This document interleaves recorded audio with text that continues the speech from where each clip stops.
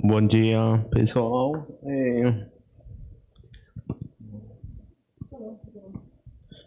Vamos continuar com a aula da Júlia sobre GammaPy. Obrigada.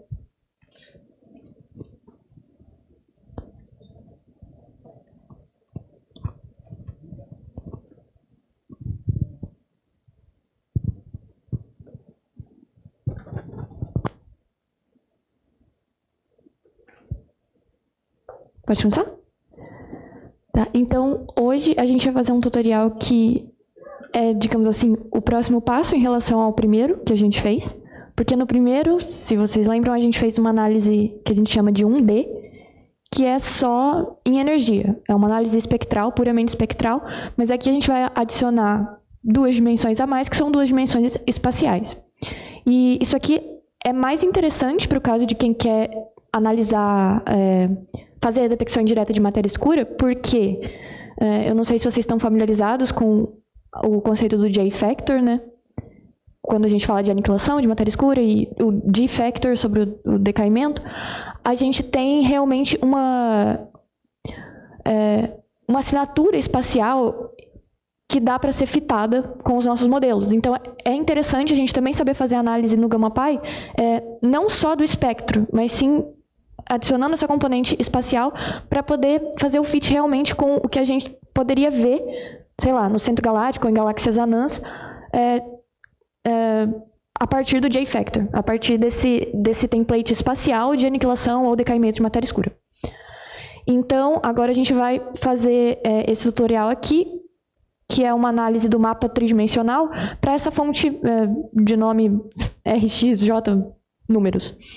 E, novamente, essa é uma fonte que está presente no datasets do GammaPy, vinda do data release do RES, né? São dados, esses são, novamente, dados presentes nessa demo de data store que eles publicaram, não, eles deixam a gente usar, porque os dados totais, eles não são públicos. Então, a gente vai fazer um processo que é bem parecido, no sentido de que a gente vai acessar essas observações do RES e depois a gente vai convoluir elas com as nossas funções de resposta de instrumento para, então, conseguir os nossos produtos, os nossos data products que podem ser usados para a ciência. Porque a gente precisa saber como é que o instrumento viu aquela observação.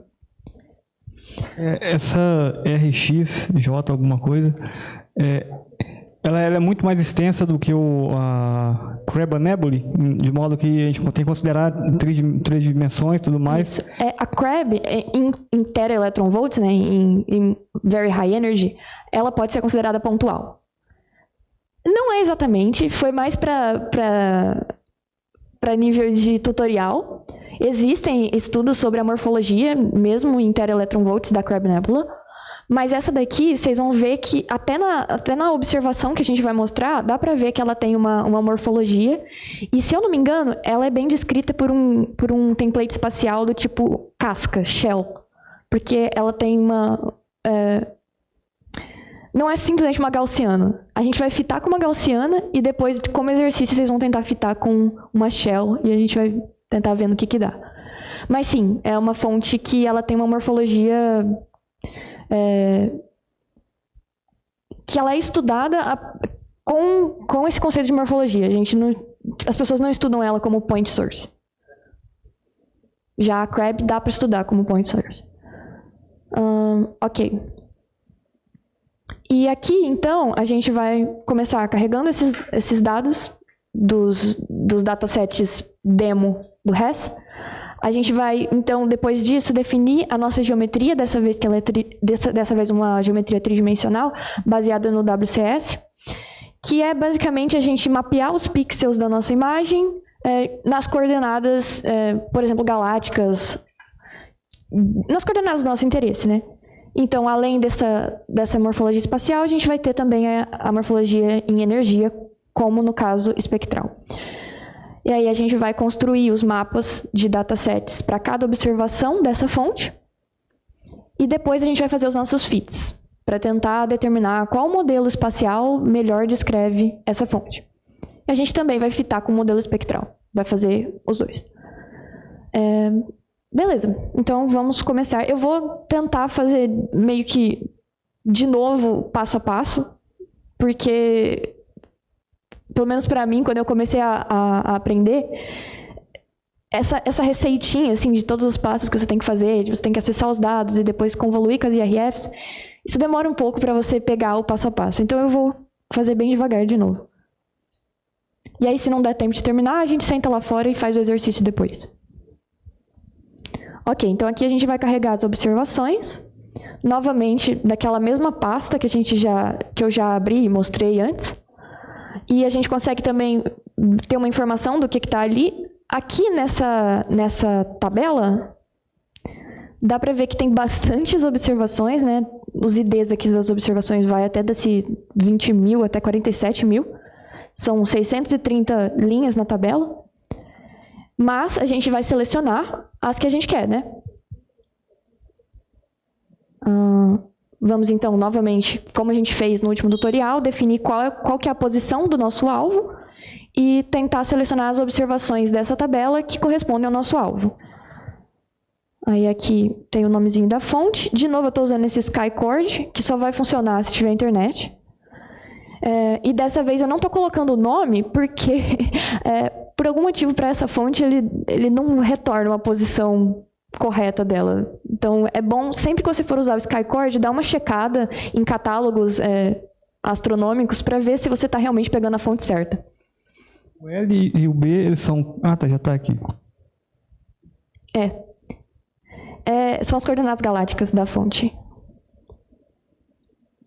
Então, aqui eu defini a posição dela, e agora a gente vai selecionar as observações em torno dessa fonte. Lembrando que para a CRAB, a gente selecionou num raio de 2 graus, não foi? Mas isso porque ela é uma fonte pontual. Agora a gente quer uma extensão um pouco maior, então eu vou pegar observações num raio um pouquinho maior. 5 graus aqui no caso. Novamente, isso é uma coisa que vocês têm que...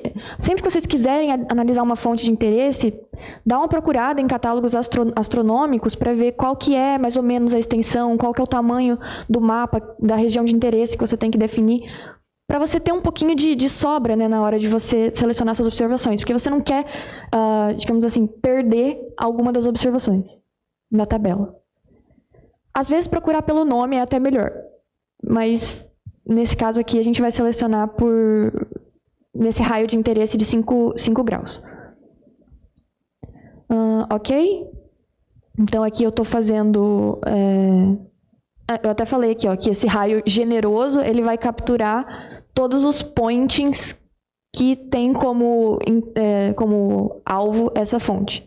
Lembrando que a gente tem aquela técnica de pointing, que é o wobble, que o telescópio não aponta exatamente para a fonte, mas ele faz algumas observações num círculo que pega essa fonte, mas não está centrada nela.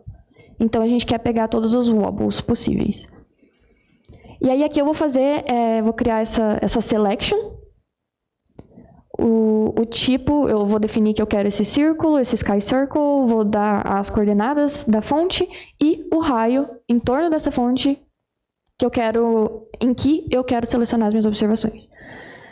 E aí eu faço essa seleção e eu vou dar uma olhada no que saiu a partir dessa seleção, quais foram as observações que acabaram sendo selecionadas.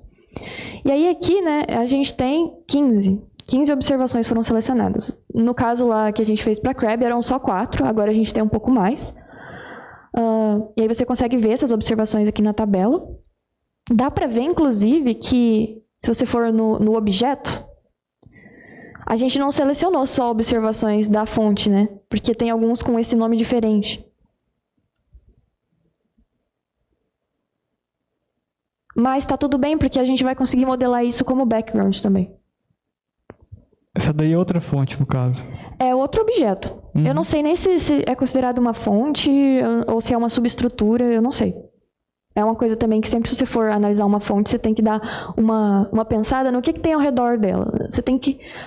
até para fazer aquele tipo de máscara de safe mask que eu comentei ontem, você tem que ter uma noção de quais são os objetos que tem ali, qual é mais ou menos a energia em que eles emitem. Claro, se você for buscar uma fonte nova, aí não tem como, né?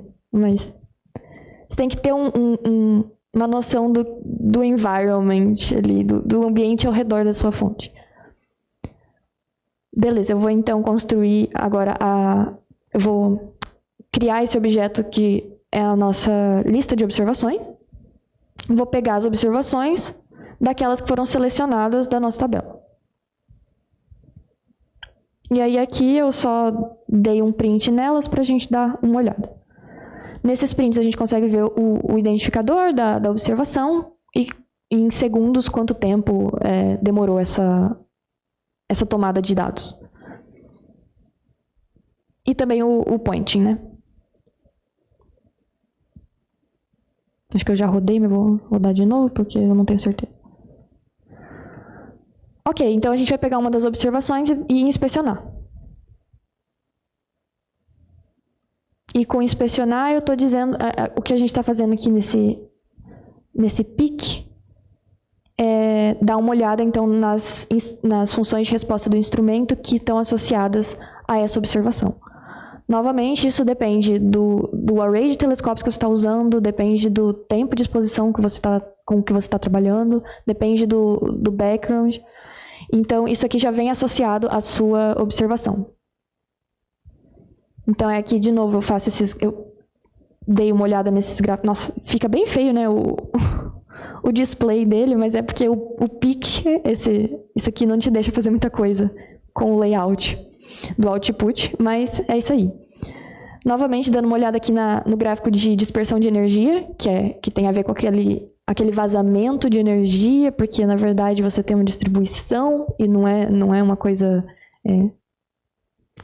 Não é um delta de Dirac, né? É uma distribuição em energia verdadeira e reconstruída.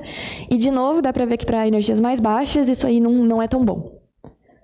Então, a gente vai de novo aplicar aquelas máscaras e tudo mais. Aí a gente pode dar uma olhada nos eventos que compõem essa observação. Novamente, se a gente voltar lá na tabela, dá para ver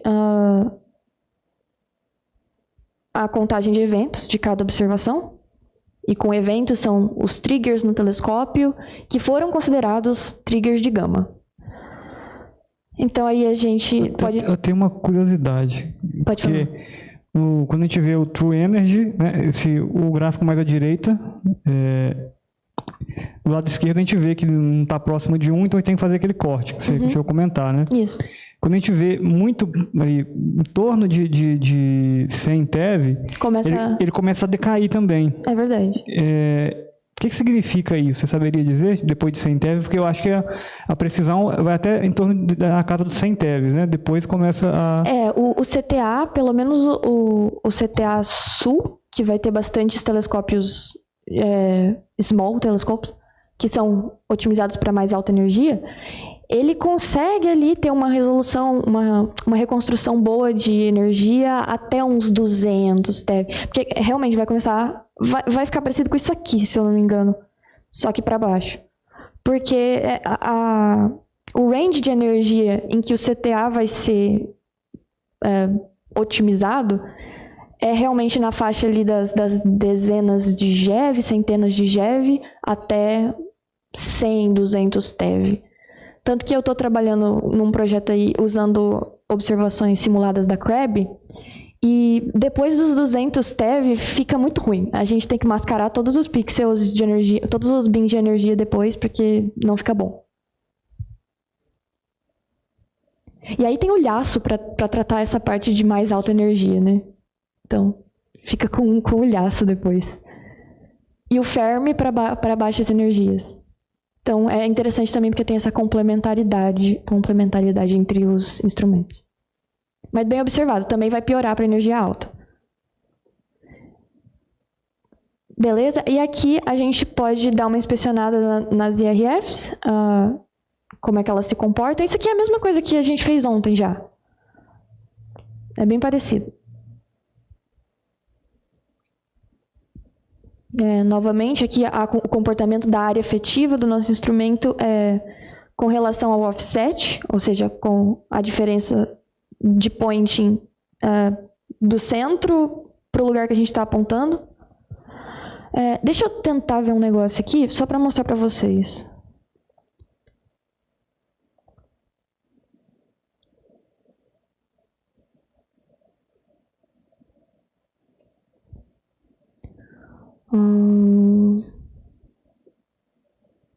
Onde é que era?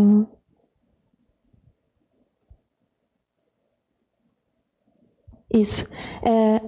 A gente pode ver que nessa expressão, nessa aqui, isso, essa aqui de baixo, como é que as IRFs entram na conta?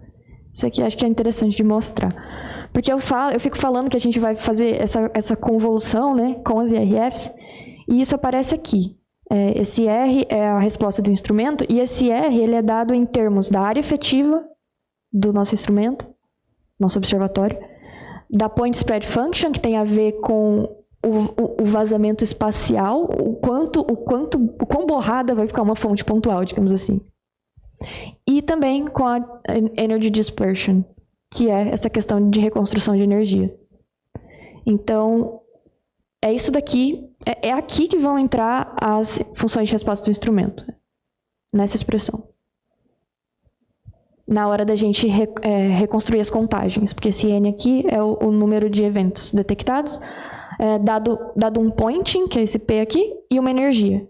E aí as funções de resposta do instrumento, elas entram nessa convolução aqui, porque dado um pointing e uma energia, você tem... O instrumento ele não vai ver exatamente aquilo, ele vai ver algo parecido com uma probabilidade que é uma distribuição. Tudo bem? Acho que fica mais claro mostrando aqui agora. Beleza? Aqui são só então diagnósticos dessas IRFs. Se vocês quiserem, depois a gente olha com um pouquinho mais de calma. Mas é a mesma coisa que a gente inspecionou ontem. E aí aqui... eu vou dar só uma olhada em como, nos eventos em si. E aí que a gente consegue ver nesse gráfico aqui, ele é bem bonitinho, as contagens mesmo. E as regiões aqui que estão mais claras é onde tem mais contagem. Aqui são só realmente gráficos de inspeção. Conta em função de energia, contagem em função do tempo, mesma coisa de ontem. E aí agora, uma coisa que é importante para essa análise 3D, que envolve agora a morfologia da fonte, é o modelo de background. Porque ontem a gente fez aquilo de usar aquela técnica de on-off, certo? Em que a gente... dizia que a nossa fonte pontual era a nossa região on, e aí a gente fazia todo aquele mapeamento em volta da fonte, a gente media o background, as contagens ali, e dizia que a nossa contagem de background estava ali, na região off. Eu vou até mostrar aqui, de novo, só para vocês lembrarem. Aqui. Nesse gráfico aqui, eu mostrei o que a gente estava fazendo para medir as contagens de background. No centro é a nossa contagem da fonte e a gente fazia toda essa contagem, essas regiões em que a gente media fluxo de background. Mas aqui era só contagem, porque a gente não tinha nenhuma morfologia espacial específica. Agora não, agora a gente está interessado também nas peculiaridades ali espaciais do nosso background. A gente não quer só contagem, a gente quer saber mais ou menos a morfologia dele.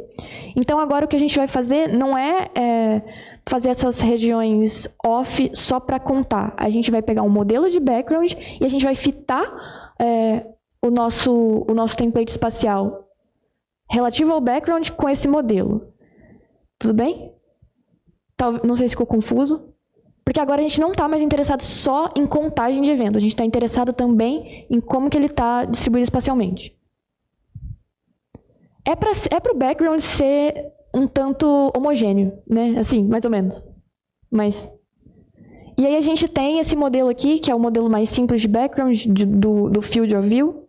E esse background, novamente, ele é devido a raios cósmicos, coisas que não são gama. Que alguns deles não passam na filtragem dos dados iniciais, então a gente precisa considerar que eles vão aparecer como background. Mas também entra no background outras fontes, se você quiser modelar. Se você quiser modelar um background específico, considerando outras fontes. Ok. Aí agora, então, a gente vai definir qual que é a geometria do nosso mapa. A gente já escolheu qual que é a geometria que a gente queria selecionar os dados, que era aqueles 5 graus por 5 graus, mas agora a gente vai criar o mapa em que a gente vai, digamos assim, colocar os nossos eventos. A gente vai preencher este mapa com os nossos eventos. Então, a gente vai selecionar como centro da nossa projeção a nossa fonte. Aqui é só o pixel size. Se você usar um pixel size muito pequeno, pode dar pau, porque depende da resolução espacial do seu instrumento. E se você usar um pixel muito grande, vai ser ruim para o seu fit, provavelmente. Então, aqui, eu peguei 0,2 porque eu peguei de exemplo dos tutoriais do RES. Então, eu acredito que que faça sentido para a resolução do RES. Para o CTA, eu teria que dar uma olhada em qual pixel. Eu acho que para o CTA dá até para ser menor. Tá? Aí aqui o Field of View eu deixei um pouquinho maior do que o que a gente selecionou para a fonte. E vai dar para ver no gráfico depois. E aí aqui a gente também vai definir eixos de energia. Novamente vai ter que ter um eixo de energia real e um eixo de energia reconstruído, porque tem esse vazamento de acordo com a função de resposta do instrumento.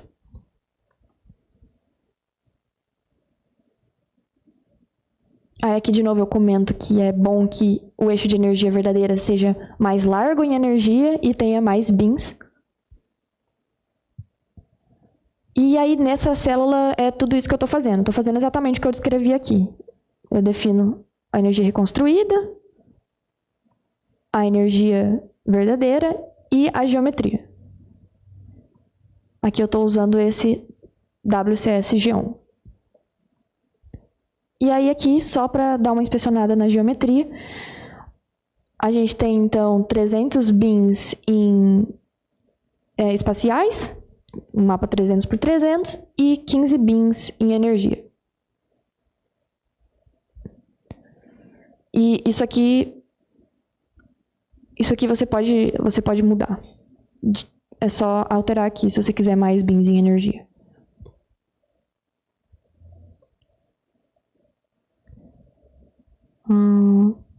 Tá? Aí agora eu vou pegar... Eu tenho uma dúvida. Pode falar. Eu estou tentando entender a lógica do algoritmo, né? Você fala do Reconstructed Energy Axis, tem esse código aqui, e o True Energy Axis é bem parecido, né? Uhum. Esse comando aqui do meio que vai fazer você calcular a energia verdadeira diferenciada dessa energia reconstruída. Isso aqui, você disse? Eu não entendi muito bem a diferença. Eu podia ter colocado só assim, ó. Okay. Não faz diferença. Cada um é uma coisa separada. Uhum. Qual que é a diferença dos dois, do Reconstructed e do True Energy? A única diferença aqui, eles são o mesmo objeto, digamos assim. Uhum. A única diferença vai ser que a energia reconstruída, a energia verdadeira, desculpa, ela tem que ter uma binagem maior do que a reconstruída. E ela também tem que, digamos assim, começar numa energia menor e terminar numa energia maior para poder considerar essa possibilidade, que na verdade vai acontecer, sempre vai acontecer, de ter de uma energia migrar para um outro bin. Entendi. Então a gente tem que ter um espaço maior para essa energia poder migrar de bin. Mas essa é a única diferença. Eles são feitos da mesma forma. Os dois são a mesma coisa, tá vendo? Só tem nomes diferentes porque depois a gente vai assinalar eles de maneira diferente. E aí esse Geom é outra coisa, independente das energias. Tudo bem? Aí aqui eu fui inspecionar a geometria. Aqui são as informações do mapa que a gente obteve. Agora eu vou criar novamente, como a gente fez no caso espectral, eu vou criar então um dataset vazio. E depois a gente vai preencher ele com as observações. E por fim com os modelos que a gente vai fitar. Primeiro eu pego então... eu chamei esse dataset de stacked porque eu vou colocar as várias observações juntas nesse dataset. Vou estacar elas. Aí aqui a gente olha como é que ficou e dá pra ver que tá vaziozinho, não tem nada. agora a gente vai criar também uma máscara de exclusão, porque o background ele vai ser medido. Dessa vez a gente está interessado em olhar o background ao redor da fonte para poder fitar com o nosso modelo de background. Então, para fazer esse fit com o background, a gente tem que retirar a fonte para ela não contaminar o background. E dessa vez a gente vai fazer isso simplesmente colocando uma máscara nela. Que é o que eu descrevi aqui. A gente vai usar um raio de 0,7 em torno da fonte, que vai ser excluído. Dá para aumentar esse raio? Dá. Para ser bem sincero, eu não fui lá e olhei a fundo qual seria o melhor raio para excluir essa fonte. Talvez esse raio seja muito pequeno.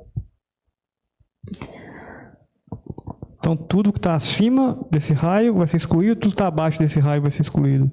Tudo que está para dentro. Para dentro. A gente está... Eu centrei aqui na fonte. Deixa eu ver um negócio.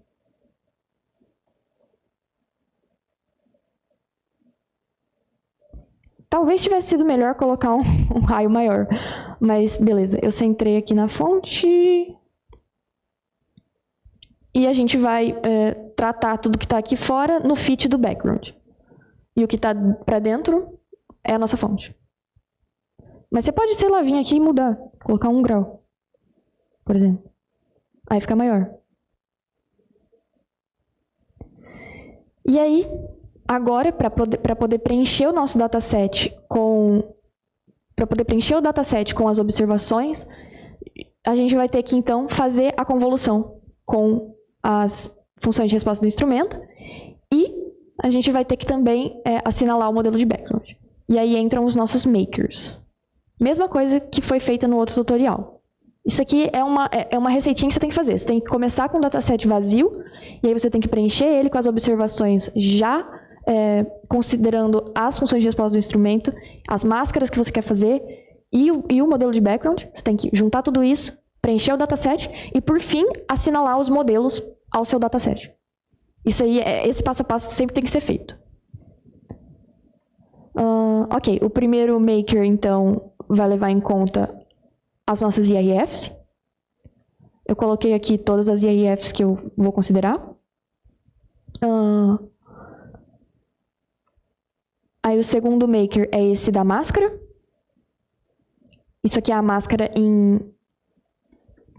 também que é aquilo que eu comentei com você ontem, que você perguntou, é uma máscara que, para bins em que a reconstrução de energia é ruim, em que o offset dá resultados não tão bons assim, em que a área efetiva está muito ruim, ela decaiu, digamos assim, a gente vai excluir esses bins. E esses bins são aqueles que nos plots de diagnóstico a gente consegue ver que não são bins tão bons. O que é mais fácil de enxergar é o de energia, que eu sempre uso como exemplo. A gente vai ignorar esses bins, porque eles não retratam muito bem a realidade. Tá? Aqui, então, é a nossa máscara. E aqui eu criei o Background Maker, que vai usar o modelo de Field of View Background. A gente vai fazer o fit com esse modelo depois. E eu já adicionei aqui a nossa máscara de exclusão da fonte. Porque na hora que eu for fazer o fit com o meu modelo de background, eu não quero considerar a fonte nesse fit. Esse maker do background, ele é o mais diferente dentre todos, porque aqui você já consegue adicionar a máscara de exclusão dentro do próprio maker. Aí, isso aqui, se vocês quiserem depois dar uma olhada na documentação dele, ele é o mais diferentão dentre os makers aqui. E aí agora a gente vai criar o dataset para cada observação. E com criar o dataset eu quero dizer pegar os dados e dar o maker nele, fazer o maker. Aplicar a Safe Mask também, que é outro maker. Colocar esse background a partir do nosso background maker. E por fim, juntar todos esses datasets por observação no nosso dataset que eu chamei de Stacked. que é esse aqui que está vazio. A gente vai colocar todos os datasets de cada observação juntos nesse aqui, para fazer a estatística de uma vez. Ok, aí aqui eu fiz um loop só para poder rodar os makers em todas as observações. Vocês vão ver aqui que eu usei os 3 makers que eu defini.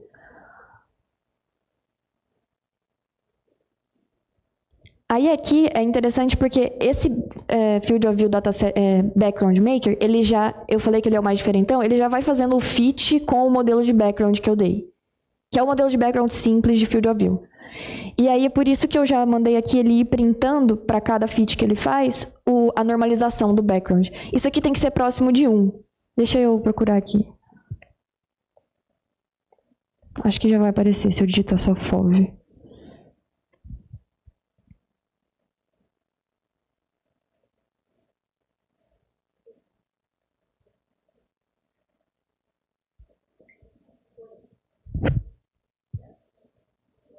Pode falar.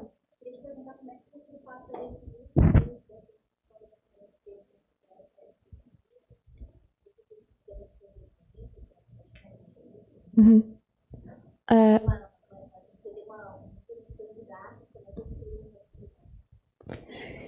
Então, essa é uma pergunta importante e difícil, é uma decisão difícil, porque as pessoas geralmente, pelo que eu sei, né, elas simplesmente escolhem um.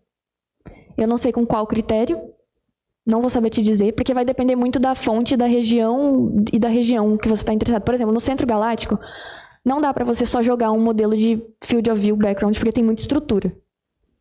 Muita estrutura, né? Então, o que eles fazem é fazer templates em que, além do background de raios cósmicos, que é esse Field of View, que é esse background mais ou menos homogêneo, a gente também vai ter as próprias fontes fontes em que a gente não está interessado contribuindo para o sinal. E a gente não quer que aquelas fontes a gente quer que aquelas fontes sejam interpretadas como background. E aí eu sei que as pessoas fazem templates. Eu nunca trabalhei com um desses, né? Uma coisa que a gente faz para matéria escura é simplesmente excluir a região do plano galáctico, porque o halo de matéria escura ele se estende bem mais, então a gente vai analisar só aquela parte em que não tem tantas fontes contaminando e a gente pode considerar o background como sendo mais ou menos homogêneo. Mas qual o critério, né?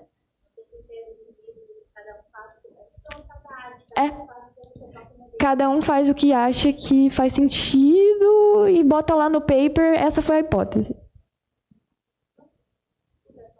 Não, mas é uma coisa que me incomoda muito. É uma coisa que me incomoda, porque eu nunca sei, assim, como tratar o background. Eu nunca tenho essa certeza. Eu não sei quantitativamente como decidir isso. Eu ainda não sei, eu espero...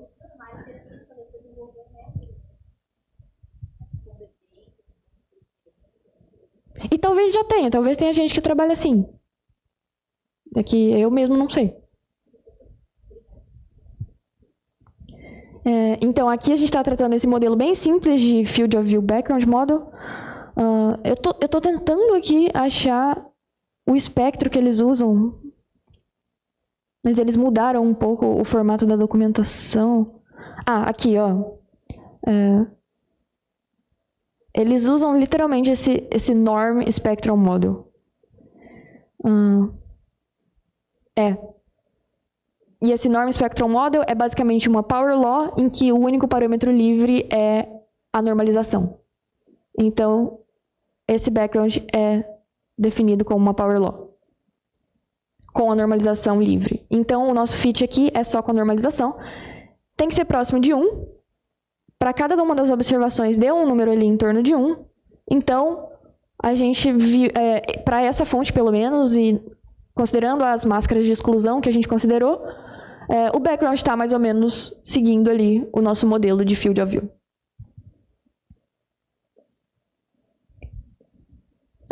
Ok?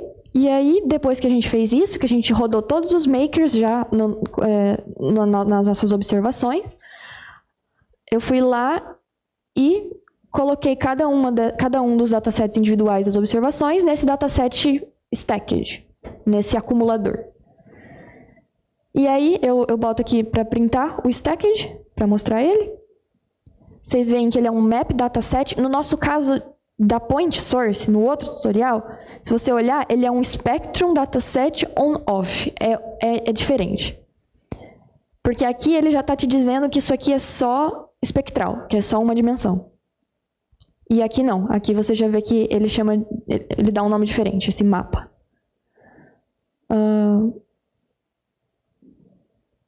Tá, eu estou rodando de novo, demora um pouquinho. Porque ele está fazendo os fits para cada uma das observações.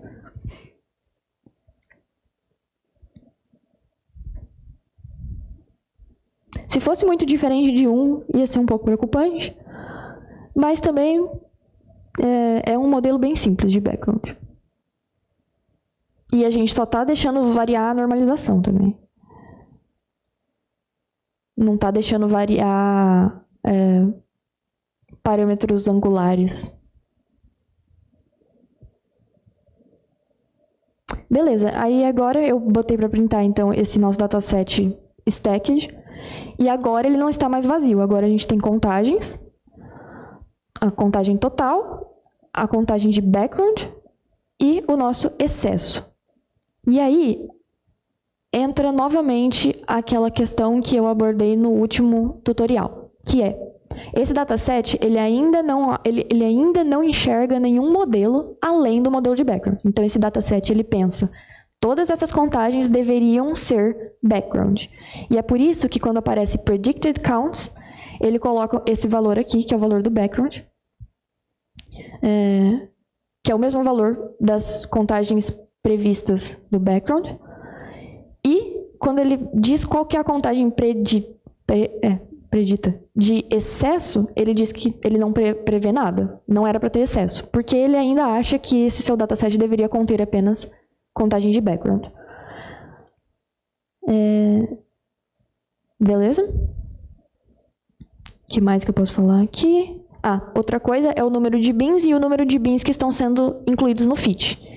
Esse número aqui, ele é menor do que o número total, o número de bins fitados é menor que o número total, porque a gente colocou máscaras de exclusão. Tem alguns bins espaciais que a gente não está considerando, e tem alguns bins energéticos que a gente também não está considerando, porque não retratam bem a realidade de acordo com a resposta do nosso instrumento, ou também porque foram mascarados naquela máscara que a gente colocou.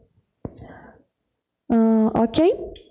Aqui ele só está informando qual que vai ser o tipo de estatística usada. Novamente, é uma fórmula, esse cache statistics, ele é basicamente a log likelihood, só que com algumas modificações. E aqui o valor, porque ainda não fizemos o fit com nenhum modelo. Aqui, ó, número de modelos não tem nenhum, número de parâmetros não tem nenhum. O modelo de background já está incluso, assim, por baixo. Ele não aparece aqui, mas ele já está aí. Em todos os datasets que você fizer, mesmo que você não especifique o modelo de background que você está colocando, ele sempre vai assumir que é o background do field of view. Sempre vai assumir. Por que eu rodei de novo, né? Agora vai demorar de novo.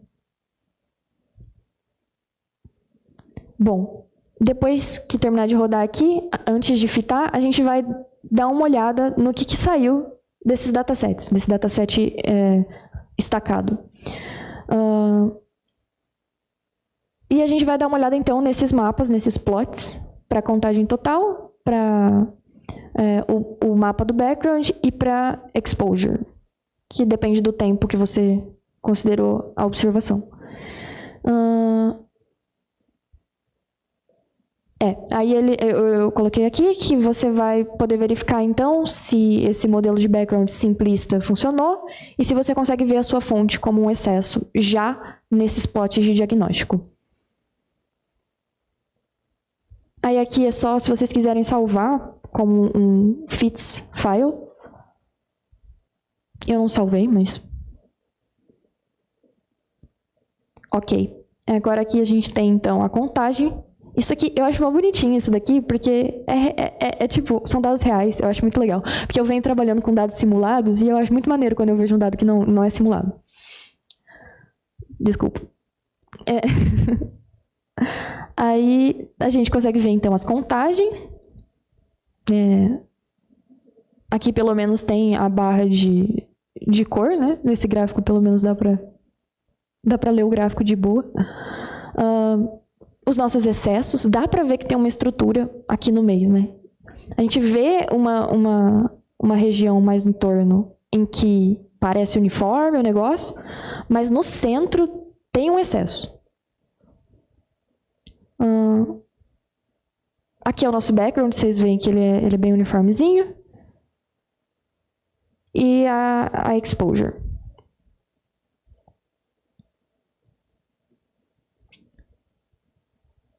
Deixa eu ver isso aqui.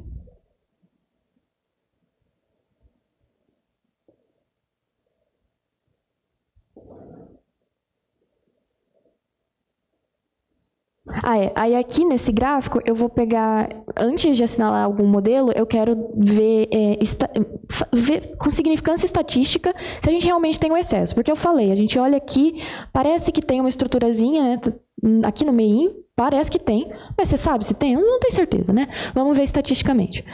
E aí a gente tem esse estimator aqui, que é bem legal, que antes mesmo de você colocar qualquer modelo, você já consegue saber se dado o modelo de background, se faz sentido ter uma fonte ali. Ele te diz se ali tem uma fonte. Se ali tem um excesso, né? Não vamos dizer fonte, vamos dizer um excesso. E aí é o que eu falei aqui, com significância estatística.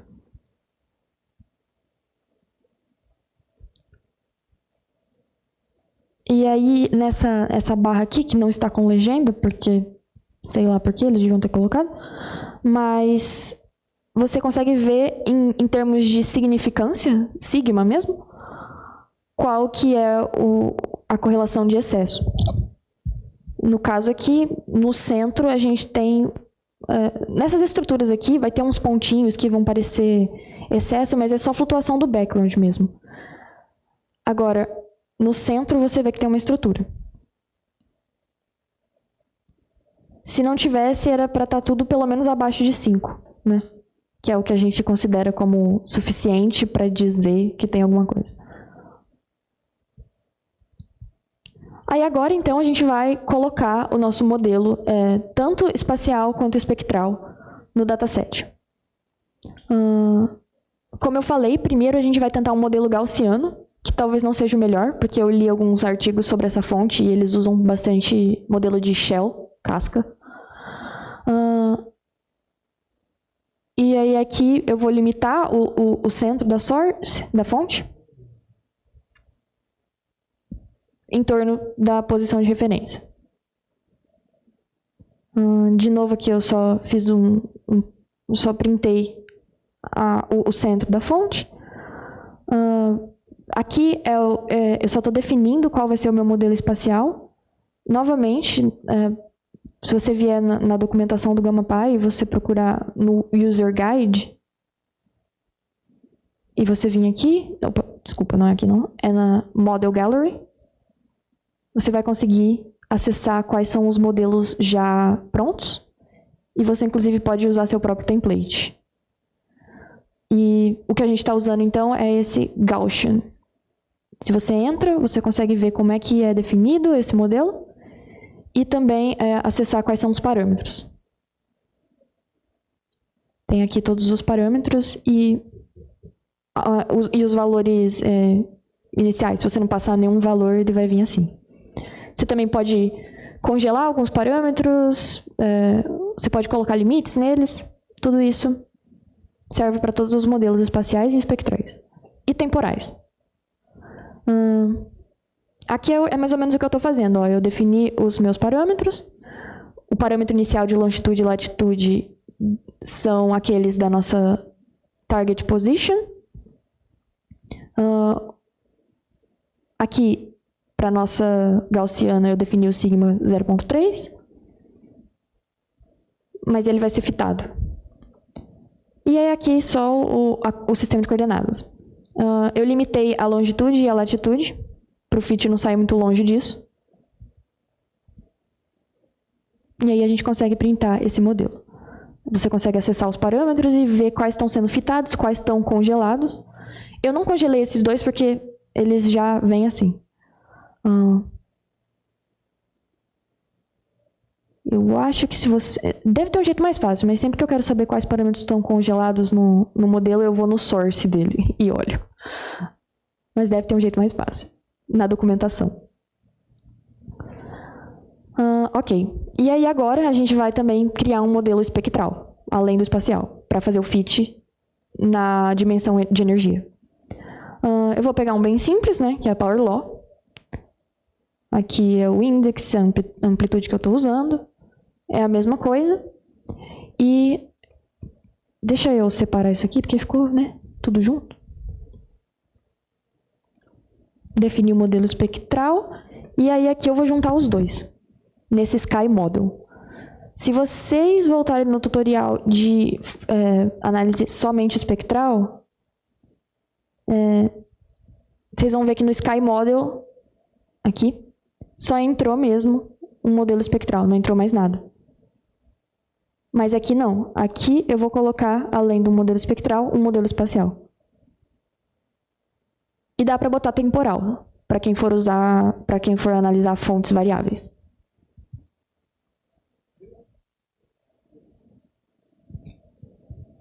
Essa limitação do Source Center, ela é 100% arbitrária ou você tem que ter mais ou menos um feeling de não, talvez eu esteja colocando a limitação muito restrita ou pouco restrita? Novamente vai meio é qualitativo, eu diria. Tudo dá para você fazer de uma maneira mais quantitativa, mas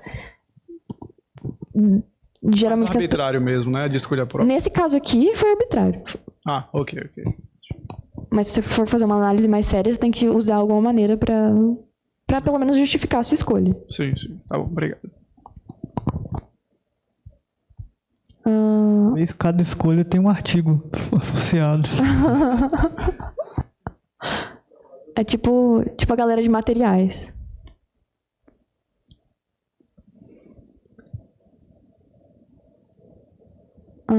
Ok.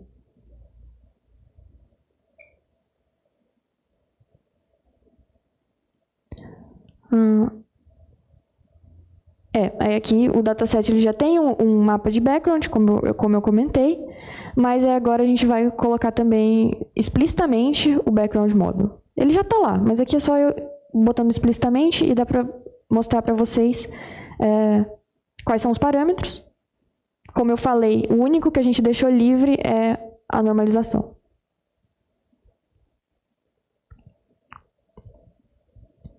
Aí aqui, então, eu vou colocar os meus modelos no meu dataset, no Stacked, e vou printar de novo esse dataset para ver como que está agora.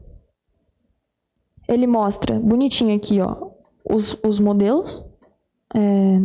Na verdade, aqui eu não estou printando o dataset, tá? Eu estou printando eu estou só mostrando quais são os modelos que estão dentro dele. Beleza, a gente tem, então, o componente aqui 0, que é o nosso Sky Model, que contém um modelo espectral e um modelo espacial. Temporal não tem nenhum. E aí ele te mostra todos os parâmetros aqui juntos, tanto os do modelo espectral, que são esses 3 primeiros, quanto do modelo espacial.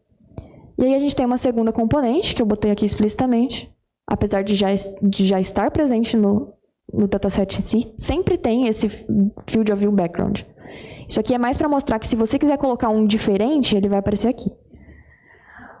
Ok, então a outra componente é só esse Power Law Spectral Model normalizado, em que o único parâmetro de ajuste vai ser a norma. E aí aqui eu faço um novo print do dataset, e dessa vez, como da mesma maneira que aconteceu com o tutorial lá da análise espectral, depois que a gente assinala os modelos ao dataset, a coisa muda em termos de qual vai ser o nosso excesso previsto. Dá para ver que agora que a gente disse que tem um modelo, ele já prevê um excesso.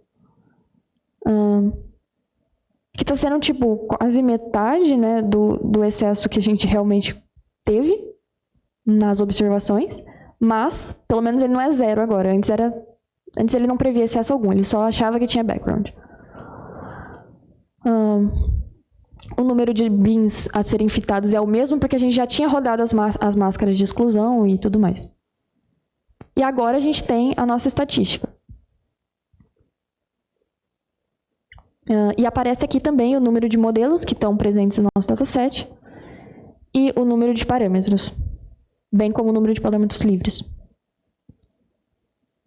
Aí aqui printa de novo aquele negócio lá dos modelos. Ok. E aí aqui eu só inspecionei de novo o dataset. É a mesma coisa.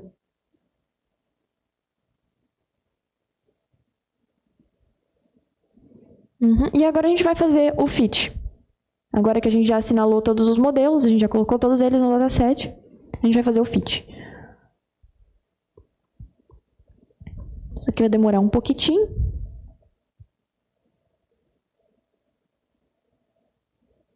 Porque nesse caso a gente tem 15 observações. Naquele caso da Kleber eram só 4, era mais fácil, mais rápido pelo menos. Mas aí, já saiu a nossa tabela com os parâmetros do best fit. Aqui você consegue acessar quais que estão congelados, quais que têm bounds, né? O erro, as unidades, o valor que ele encontrou. E agora, então, a gente vai fazer alguns diagnósticos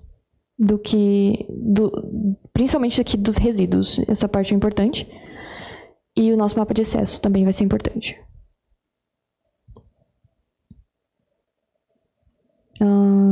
Tá?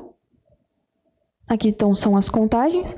Essas aqui são as contagens previstas no nosso modelo, é bem mais suave aqui, porque isso aqui é um modelo, né? Ainda mais que é um modelo gaussiano, então ele tem bastante no centro e aí vai diluindo.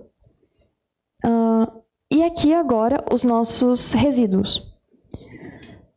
O que seria ideal de você olhar nesse mapa de resíduo? Era bom que todos os resíduos estivessem bem espalhados, uma coisa meio poissoniana, assim, né? Tinha que estar bem uniformezinho. Pelo menos para mim, ainda parece que tem uma estrutura. E isso pode ser por conta da nossa escolha da gaussiana como modelo espacial. Sendo que essa fonte, pelo que eu li, ela é melhor descrita por uma shell. Pode ser isso.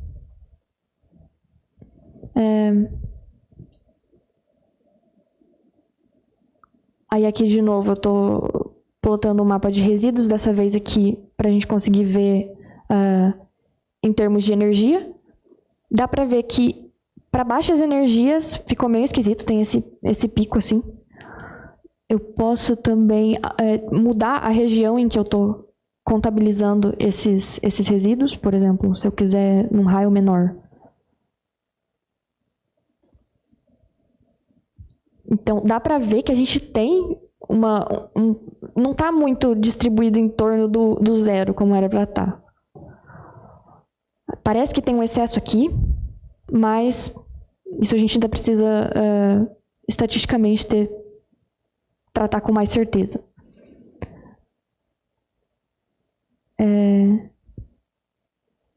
Ok. E aí agora o que eu vou fazer, então, é só tentar dizer se tem uma fonte ali ou não. Porque depois o que a gente pode fazer, que é o exercício que eu proponho, é a gente tentar fazer o mesmo procedimento com um modelo espacial diferente, talvez uma shell, e ver se fica melhor do que esse que a gente tem agora. Mas aqui, para esse tutorial, o que eu fiz foi simplesmente testar como hipótese nula, que só tem background, e como hipótese alternativa, que existe uma fonte. Uma fonte com uma amplitude espectral não nula. Eu não tô testando a morfologia dela.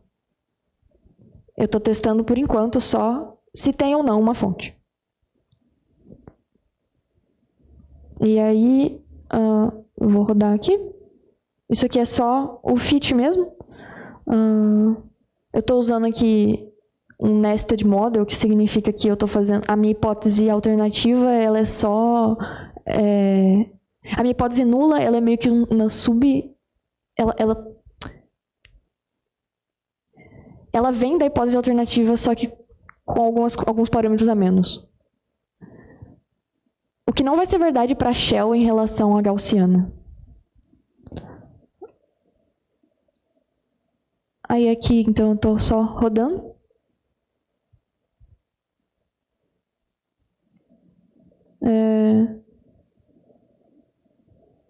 Não sei se era para dar isso, infinito.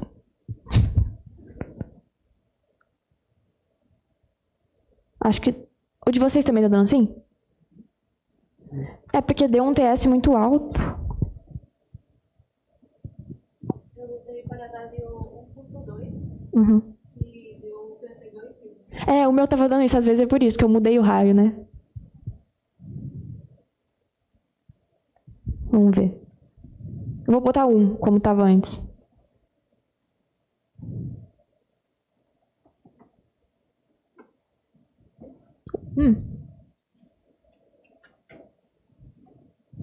Você mudou só aqui? Eu botei. Acho que foi aí. Eu botei no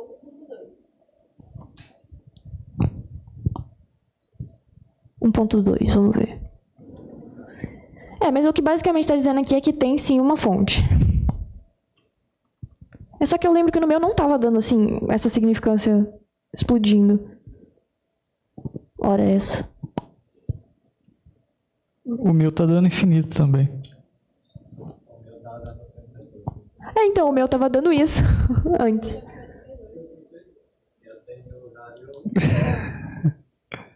Raio 1. O que será que eu mudei?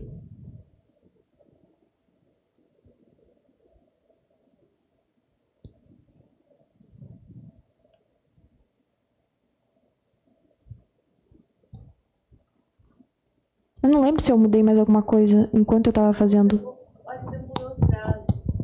Os graus. Lembra? Ah, é verdade, eu mudei aqui, não foi? A máscara? É verdade. Aqui estava quanto? 0.7? Acho que sim.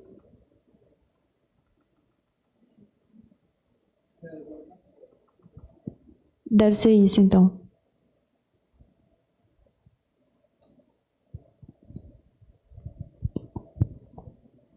Só vou fazer assim para ficar igual o de vocês. Tá rodando os fits, que demora um pouquinho. Mas basicamente a gente tem uma fonte. É só isso que a gente consegue dizer com esse tipo de análise aqui que eu fiz agora. Agora, outra análise que seria interessante de fazer é testar se essa fonte tem mesmo uma extensão e uma morfologia. E aí pode ser um pouco mais complicado no sentido de fazer o teste entre dois modelos diferentes. Porque nesse caso, o modelo de casca ele não é derivado do modelo gaussiano. Então, estatisticamente é um pouquinho mais complicado. Esperar os fits rodarem.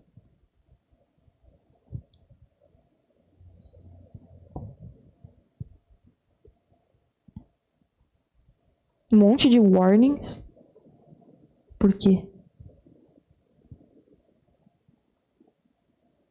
O de vocês deu warnings? Oi, deu alguma coisa muito errada aqui.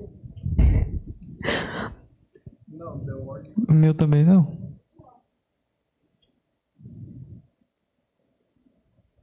Jesus. O que será que eu mudei?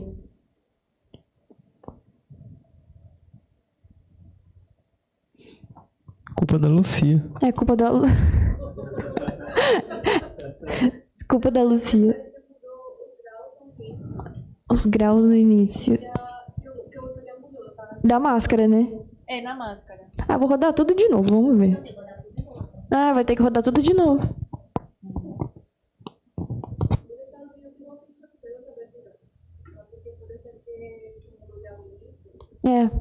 Não, eu tô rodando tudo de novo já. O duro é que demora um pouquinho. Mas se vocês quiserem já começar a fazer esse exercício aqui, é repetir de novo, só que usando esse modelo espacial diferente. E aí, eu acho que talvez hoje não dê tempo, mas a gente pode depois tentar comparar os dois também. Se vocês quiserem tentar fazer isso hoje à tarde. Porque não é muita gente, né? Hã? Acho que não. Acho que não. Então vamos para as atividades práticas. Vamos agradecer a Júlia pela aula de hoje. Obrigada.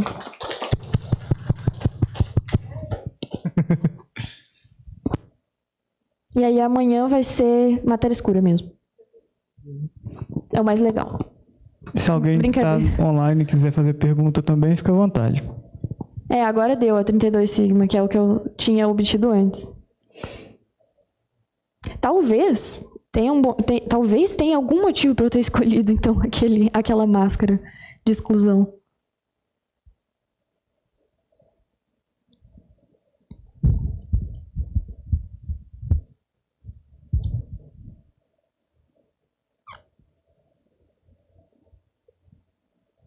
Mas agora eu vou, então, tentar ajudar quem precisar para definir o modelo, alguma coisa assim.